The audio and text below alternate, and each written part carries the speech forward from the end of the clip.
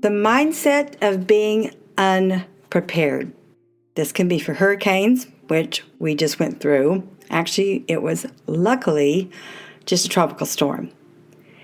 The issue of having a mindset to become prepared for life's events, especially the unexpected, there are a few tips I think you might want to adhere to, meaning that they are good practices when you can't really be prepared.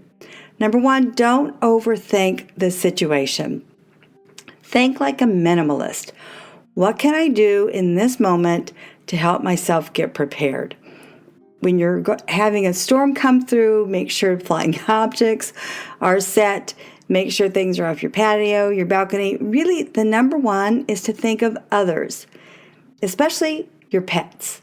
I have a to-go box, whatever you want to call it, bag for my cat. She's ready to go when I'm ready to go. However, because Florida has such weird weather, the clothes situation is always strange. Something I learned with this particular unpreparedness mentality, I need to put a to-go bag for myself and just keep it. I used to have this in our blizzards in New York, although you don't need to go anywhere in a blizzard. You need to make sure everything outside is good, however, and you have plenty of water because the electricity always goes off in New York. So don't overthink being prepared. Just be a minimalist about it. Do your research. One thing I saw with this storm, and I know it happened because of Hurricane Ian. I'm on the West Coast. We don't get as many hurricanes as the East Coast. Therefore, I think a lot of us are unprepared. And that's why I'm bringing this up, is just do things in a minimal way so that the next time something happens, you're 95% prepared.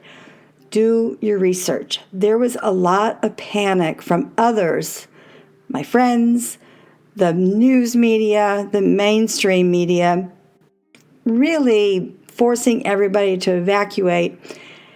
Yeah, I understand. Be safe. Don't be sorry. However, evacuation is still extremely stressful. It's stressful for your pets. You're going to go to a hotel. How the heck do you outrun a hurricane, especially when you have spin-off tornadoes? I'd much rather stay in place, make it secure. My gosh, if you have to go and hide in the bathtub with mattresses or something over you, I'd rather do that than try to outrun a hurricane or tornadoes. Therefore, meaning do your research, look at all different facets, whether it's a storm, whether it's a life calamity, do your own research. Don't let other opinions guide you. A friend of mine she's a hurricane buddy. If we think we need to evacuate or she comes to my house, I go to her house, we work that out. She decided on her own that she was going to rent a hotel in Lakeland. Well, I know Lakeland got a lot of the weather versus what we got. But she made the reservation for Wednesday. Wednesday was when the storm was hitting. Therefore, my advice to you in being unprepared, because it's okay, do your research. Really find out when a storm or if there's a life calamity, what's the pushing point? What's going to be the worst case scenario? And do your research from that and work backward.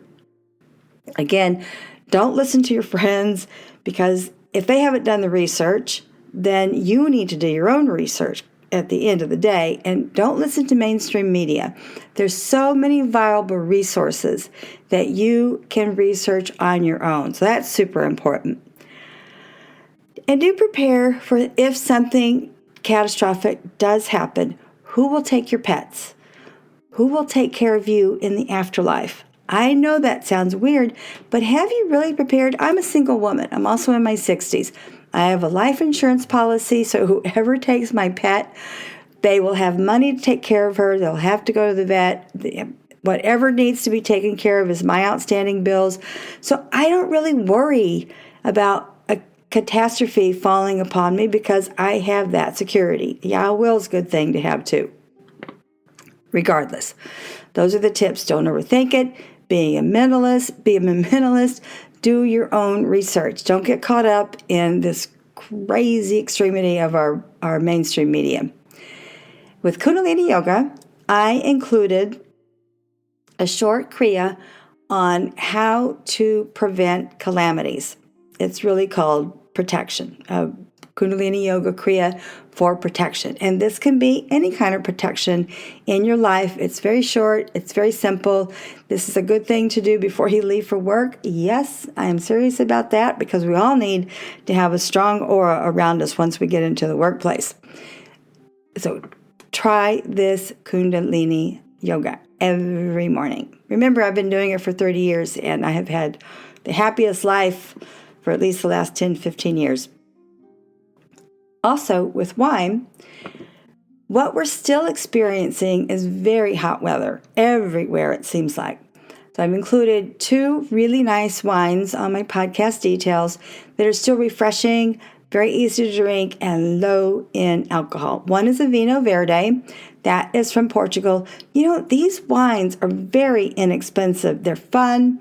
They're not fruity. They're on the dry side. If you wanted to make a white sangria from them, that would be a perfect wine. They're usually about $9 or $10.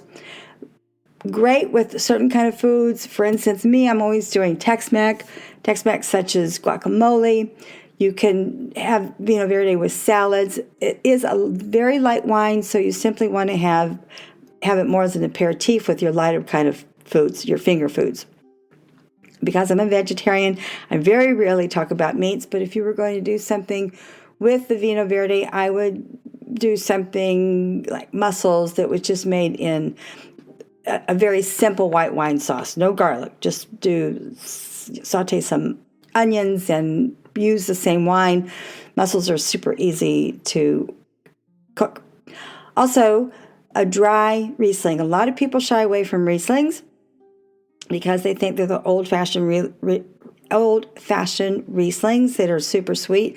But the two that I really like is from Herman Wiemer from New York. He is a classic producer of Riesling. As a matter of fact, that's all he produces is Rieslings. I think he does a Pinot Noir. He's from the Finger Lakes, been around forever. The other dry Riesling that is very easy to find is Trimbach. Rieslings are very fascinating because even though they can be low in alcohol, obviously they're dry, they go with heavier foods. Therefore, you could have an Alfredo sauce with this.